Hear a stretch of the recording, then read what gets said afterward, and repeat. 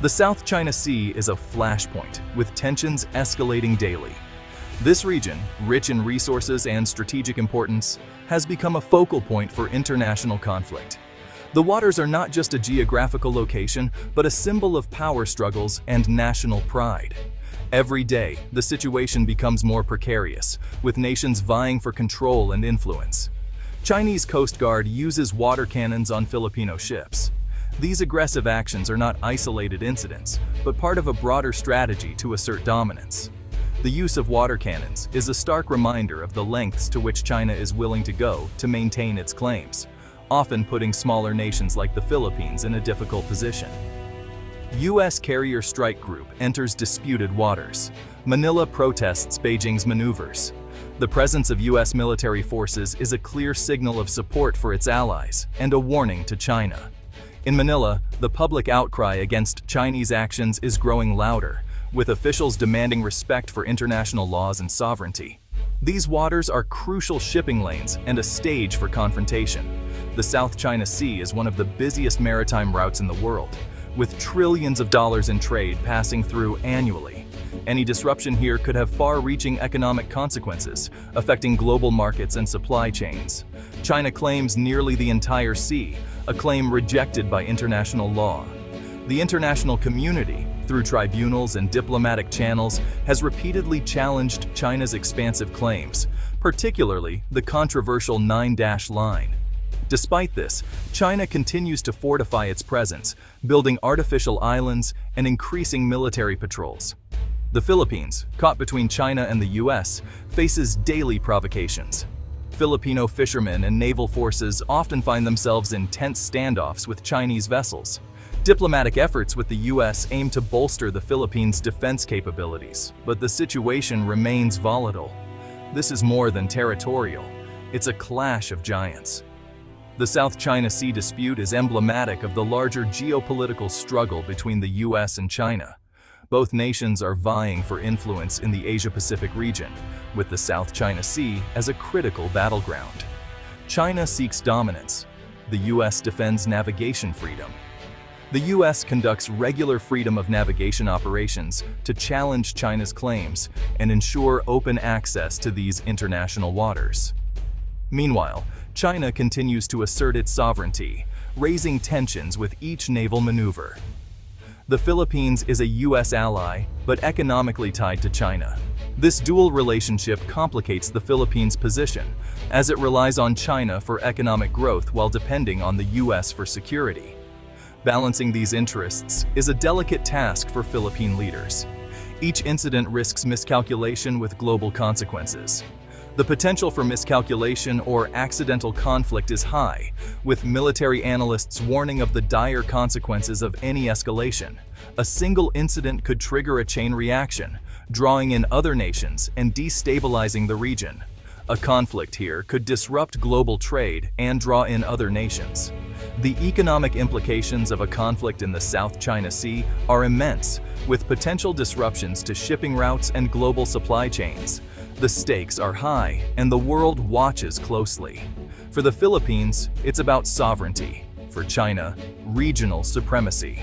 The Philippines is determined to protect its territorial integrity, while China views the South China Sea as a key to its regional ambitions. This fundamental clash of interests fuels the ongoing tensions. The U.S. aims to uphold international order. Through diplomatic channels and military presence, the U.S. seeks to maintain stability and uphold the rules-based international order. The involvement of the UN and other international bodies highlights the global significance of this dispute. The situation is a powder keg, with diplomatic efforts faltering. Despite numerous attempts at negotiation, a lasting resolution remains elusive. The failure of talks only adds to the tension, with each side digging in its heels. A new strategy is being discussed in Washington. U.S. lawmakers and advisors are exploring new approaches to address the South China Sea issue, seeking to balance deterrence with diplomacy. The outcome of these discussions could shape the future of the region. It aims to empower the Philippines to defend itself. The U.S. is providing military aid and training to the Philippines, enhancing its ability to respond to provocations and assert its sovereignty. This support is crucial in the face of growing threats. But this plan carries risks, potentially escalating the conflict. While strengthening the Philippines' defense is vital, it also risks provoking further aggression from China. The delicate balance of power in the region could easily tip into open conflict. The world watches anxiously, hoping for peace. As tensions rise, the international community remains on edge, hoping for a peaceful resolution. The South China Sea is a litmus test for global diplomacy, with the potential to reshape the geopolitical landscape. Enter Senator Marco Rubio, a prominent voice in U.S. foreign policy, stepping into the spotlight with a vision for a new era of security in the Indo-Pacific. Rubio is advocating a bold new approach, one that goes beyond traditional alliances and seeks to fundamentally reshape the region's security landscape. He introduces what's now being called the Rubio Doctrine, a comprehensive plan to transform the Philippines from a vulnerable outpost into a formidable deterrent against regional threats, especially in the contested waters of the South China Sea. The doctrine calls for a significant increase in advanced weaponry and robust security assistance, aiming to give the Philippines the tools it needs to defend its sovereignty.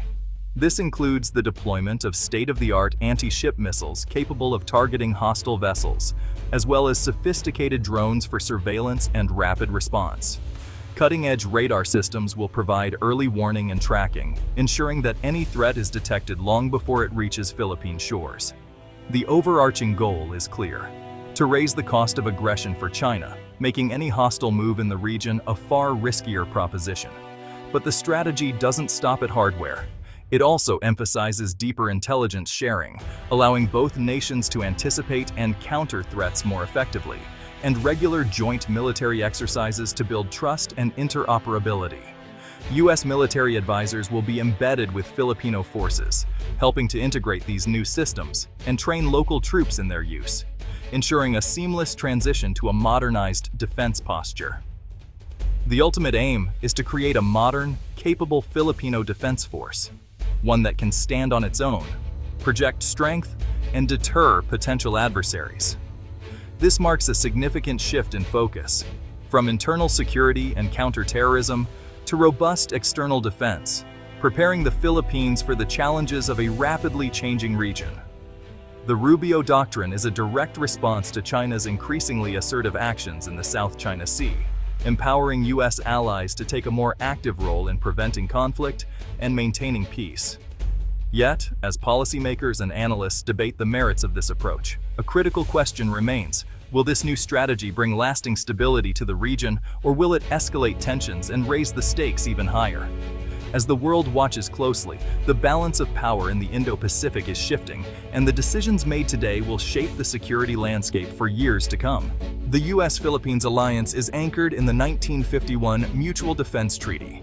Washington clarifies the treaty covers attacks in the South China Sea. This legal backbone supports the new deterrence strategy. The Enhanced Defense Cooperation Agreement, EDCA, is crucial. It allows U.S. access to strategic bases in the Philippines. These sites are launchpads for rapid crisis response. The military aid aims for asymmetric deterrence. The Philippines seeks porcupine capabilities, too dangerous to attack. Advanced weapons like anti-ship missiles bolster defense. This layered defense deters China at multiple levels. The presence of U.S. forces signals commitment. The hope is that this structure will maintain peace. China's strategy in the South China Sea is a masterclass in gray zone tactics. These actions are aggressive but stop short of war. The China Coast Guard, the world's largest, intimidates smaller nations. A law allows it to use force, escalating encounters. The People's Armed Forces Maritime Militia blurs civilian and military lines. These tactics provide plausible deniability for Beijing. Artificial islands serve as military bases, projecting power. They change the strategic landscape, fortifying China's presence. This slow invasion challenges conventional military responses. The region grapples with this creeping control. Ayungin Shoal is a microcosm of the South China Sea dispute. The BRP Sierra Madre, a rusting symbol of Philippine sovereignty, stands firm. China uses harassment and blockade to force abandonment. Resupply missions face dangerous Chinese maneuvers. Water cannons and ramming tactics escalate tensions. The Filipino response is persistence and transparency. Journalists document China's aggression, rallying international support. This standoff is a struggle of will and endurance. The world watches as the drama unfolds. The outcome here reflects the broader regional conflict. Rubio's plan aims for stability but risks escalation. Arming the Philippines shifts the regional military balance.